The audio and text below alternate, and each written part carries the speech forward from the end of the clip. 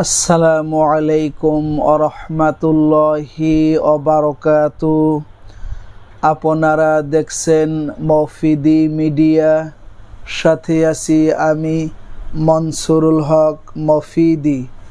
আজ আমরা সরাসরি পবিত্র কোরআনুল কারীম থেকে সুন্দর একটি তদবির, সুন্দর একটি আমল শিখে নেব। সেটি হচ্ছে ভালোবাসা পাওয়ার দোয়া ও আমল। ঠিক আছে, আপনি এই আমলটি যদি করেন, আপনি যে কারোর ভালোবাসা আপনি পাবেন।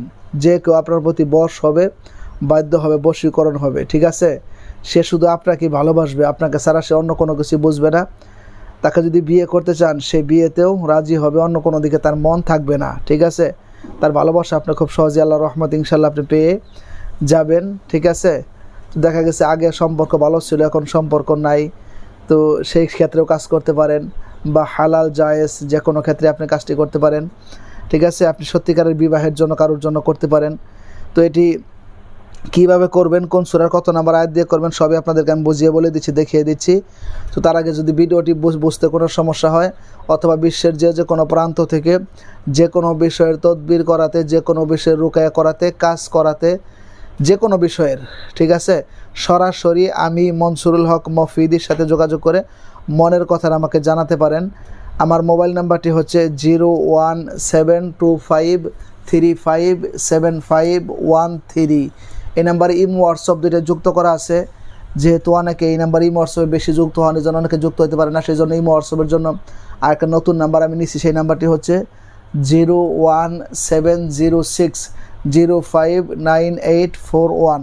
এইটাও আমার নাম্বার, এর সাথে ইমো হোয়াটসঅ্যাপ দুইটা যুক্ত করা আছে। আমি কোনো পেজ দিয়ে কথা বলাই না, সরাসরি আমি নিজেই কথা বলি। আমার সাথে খুব সহজে আমাকে পেয়ে যাবেন ইনশাআল্লাহ। ঠিক আছে, তো আসুন যে এই বশীকরণ আমলটি, ভালোবাসা পাওয়ার তদবির আমলটি কিভাবে করা যায়, এটি হচ্ছে মূলত জানার বিষয়। এটি আপনাকে করতে হবে, কোরআনুল কারীমের মধ্যে একটি বরকতপূর্ণ সূরা রয়েছে। এই সূরার নাম হচ্ছে সূরাতুল আনফাল। সূরাতুল আনফাল, সূরায়ে আনফাল এর ৬২ নম্বর আয়াতের কিছু অংশ এবং ৬৩ নম্বর আয়াত। ৬২ নম্বর আয়াত পুরাটা না, ৬২ নম্বর আয়াতের কিছু অংশ এবং ৬৩ নম্বর আয়াত, তার মানে 62 এবং 63 নম্বর আয়াত, ৬২ এবং ৬৩ নম্বর আয়াত।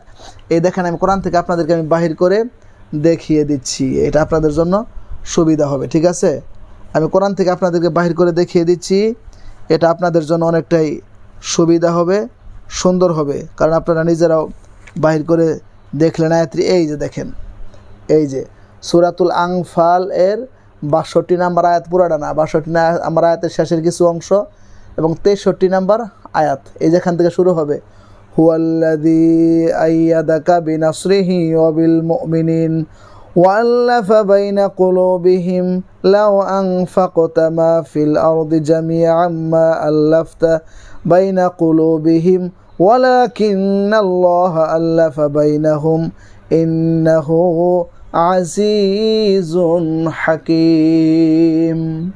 আমি আপনাদেরকে পাঠ করে এই জন্য শুনাইলাম, যাতে আপনারা বুঝতে পারেন যে হুজুর এখান থেকে পাঠ করছে এবং কোরআন থেকে বাহির করে দেখিয়ে দিলাম, এবং আপনারা যাতে বুঝতে পারেন যে সূরাতুল আনফালের ৬২ এবং ৬৩ নম্বর আয়াত কোরআন থেকে যাতে আপনারা বাহির করে খুব সহজেই শিখতে পারেন এবং আমলটি করতে পারেন। ঠিক আছে, এই আয়াতটি আবার বলে শুনিয়ে দিচ্ছি। হুয়াল্লাযী আইয়াদাকা বিনাসরিহি ওয়া বিল মুমিনিন وألف بين قلوبهم لو أنفقت ما في الأرض جميعا ما ألفت بين قلوبهم ولكن الله ألف بينهم إنه عزيز حكيم। এই আয়াতটুকুন আপনি, এই আয়াতটুকুনকে আপনি 3 বার করে পাঠ করে, আগে পরে 3 বার দরুদ শরীফ পাঠ করে, কোনো মিষ্টি জাতীয় দ্রব্যের মধ্যে বা যে কোনো খাবারের মধ্যে ফু দিয়ে যারা আপনি খাওয়াই দিবেন, আল্লাহর রহমতে সে আপনার প্রতি বশ হবে, বাধ্য হবে। যদি খাওয়ানোর মতো কোনো অপশন না থাকে বা দূরে থাকে, তাহলে আপনি 3 বার পাঠ করে সামনের দিকে 3টা ফু দিবেন, সে দাঁড়ানো আছে কিংবা বসা আছে বা তার ছবিতে, আল্লাহর রহমত ইনশাআল্লাহ দেখবেন সে আপনাকে ছাড়া আর কোনো কিছুই বুঝবে না, সে আপনার জন্য দেওয়ানা হয়ে যাবে, সে আপনার প্রতি বশ হয়ে যাবে, বাধ্য হয়ে যাবে। ঠিক আছে, তো যারা ভিডিওটি দেখে আমল করবেন তারা অবশ্যই কমেন্টস বক্সে আমিন লিখে যাবেন এবং ভিডিওটিতে একটি লাইক দিয়ে দিবেন, এবং আপনারা ভিডিওগুলো শেয়ার করে দিবেন, যাতে আপনারা আরেক দিনই ভাই বোনেরা যারা এই ধরনের সমস্যার মধ্যে আছে তারাও যাতে দ্রুত সমাধান পেতে পারে। আজকের মতো এই পর্যন্তই। আসসালামু আলাইকুম ওয়া রাহমাতুল্লাহি ওয়া বারাকাতুহু।